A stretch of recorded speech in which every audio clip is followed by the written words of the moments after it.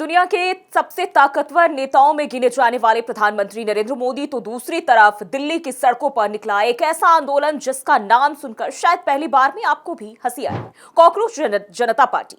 लेकिन सवाल यह है कि जिस आंदोलन को शुरुआत में मजाक, मीम और सोशल मीडिया की सनक समझा गया, वही आंदोलन आखिरकार इतना बड़ा कैसे हो गया। शिक्षा मंत्री धर्मेंद्र प्रधान को इस्तीफा देना पड़ा और अब कहानी सिर्फ भारत के अंदर की नहीं, दुनिया की बड़ी मीडिया इस पूरे घटनाक्रम को देख रही है। तो क्या धर्मेंद्र प्रधान का इस्तीफा सिर्फ एक मंत्री का इस्तीफा है या फिर मोदी सरकार के लिए इससे बड़ा राजनीतिक संदेश नहीं माना जा सकता? और सबसे बड़ा सवाल कि क्या इस पूरे घटनाक्रम से ब्रांड मोदी की अंतर्राष्ट्रीय छवि पर कोई असर पड़ा है? नमस्कार, बहुत स्वागत है आप सभी का हमारे सोशल मीडिया प्लेटफॉर्म पर। आपके साथ मैं हूं जूही। नीट यूजी पेपर लीक और शिक्षा व्यवस्था में कथित गड़बड़ियों को लेकर शुरू हुआ छात्र आंदोलन और असंतोष धीरे धीरे एक बड़े युवा आंदोलन में तब्दील हो गया।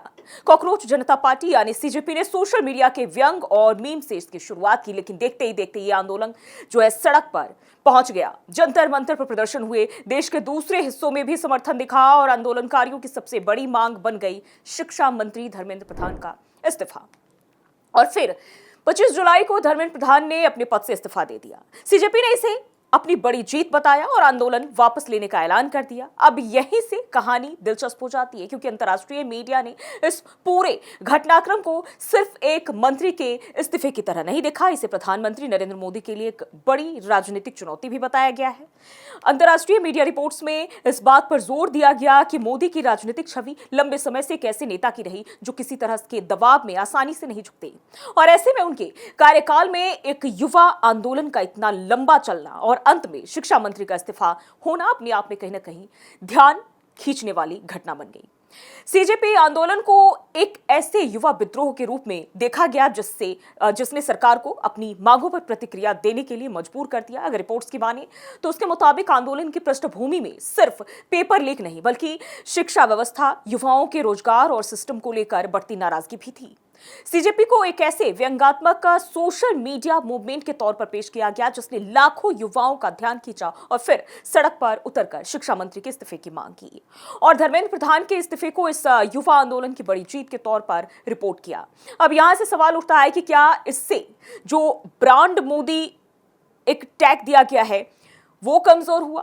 तो देखिए, इसका जवाब हां या नहीं में देना थोड़ी जल्दबाजी होगी, क्योंकि नरेंद्र मोदी की अंतर्राष्ट्रीय राजनीति पहचान की अगर हम बात करें तो सिर्फ एक घटना से तय नहीं होती। उनकी सरकार के पास मजबूत चुनावी जनादेश, विदेश नीति की उपलब्धियां और वैश्विक मंचों की अगर हम बात करें तो लगातार सक्रिय भूमिका जैसी कई सारी चीजें हैं। लेकिन एक परसेप्शन जरूर बन जाता है और राजनीति में परसेप्शन बेहद मायने भी रखता है, क्योंकि जिस सरकार की छवि लंबे समय तक मजबूत, निर्णायक और राजनीतिक दबाव को संभालने वाली सरकार की रही हो, उसके खिलाफ अगर हजारों युवा लगातार सड़क पर उतरे, विपक्ष संसद में मुद्दा उठाए और अंत में केंद्रीय शिक्षा मंत्री को इस्तीफा देना पड़े, तो अंतर्राष्ट्रीय मीडिया का उस पर ध्यान जाना स्वाभाविक सी बात है।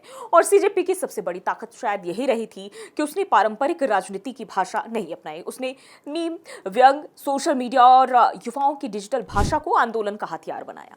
यानी कि सरकार के सामने सिर्फ सड़क का आंदोलन नहीं था, एक डिजिटल नैरेटिव भी था। यही इस पूरे घटनाक्रम का सबसे बड़ा राजनीतिक सबक है। आज का युवा सिर्फ भाषण नहीं सुनता, वो सवाल करता है, मीम बनाता है, वीडियो बनाता है, और अगर उसकी नाराजगी को लगातार नजरअंदाज किया जाए तो वही डिजिटल नाराजगी सड़क पर उतर सकती है।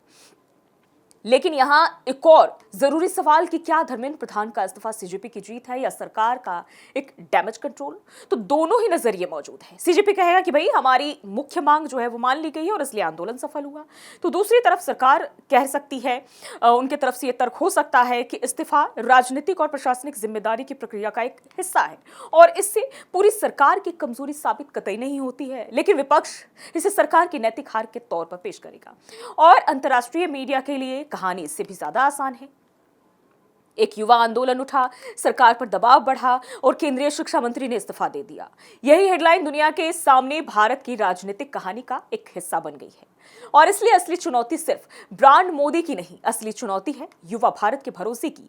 अगर नीट पेपर लीक रोजगार और शिक्षा व्यवस्था जैसे मुद्दों पर युवाओं का भरोसा कमजोर होता है तो उसका असर सिर्फ एक मंत्री या एक मंत्रालय तक सीमित नहीं रहेगा, क्योंकि भारत दुनिया का सबसे युवा देशों में से एक है और आने वाले चुनावों में यही युवा तय करेगा कि सरकार की सबसे बड़ी ताकत कौन है, उसकी उपलब्धियां या फिर उसके खिलाफ पैदा हुआ असंतोष। तो मेरी नजर में धर्मेंद्र प्रधान का इस्तीफा ब्रांड मोदी खत्म होने का प्रमाण नहीं है, लेकिन इसे नजरअंदाज करना भी बड़ी राजनीतिक भूल होगी, क्योंकि अंतर्राष्ट्रीय मीडिया में कहानी अब सिर्फ ये नहीं है कि भारत में एक मंत्री ने इस्तीफा दे दिया। कहानी ये भी है कि एक मीम से शुरू हुआ आंदोलन सड़क तक पहुंचा और सड़क से फिर संसद तक और आखिरकार सत्ता के गलियारे तक पहुंच गया। अब देखना होगा कि सरकार इस आंदोलन को सिर्फ एक संकट मानकर खत्म करती है या फिर इसे भारत के युवाओं के बदलते राजनीतिक मूड का एक संकेत मानकर जो है शिक्षा व्यवस्था में ऐसा बदलाव करती है जिससे अगली बार किसी कॉकरोच को सड़क पर उतरकर अपनी आवाज साबित ना करनी पड़े। अब इस पूरे मामले पर आप क्या सोचते हैं, कमेंट करके अपनी राय हमारे साथ जरूर साझा करें।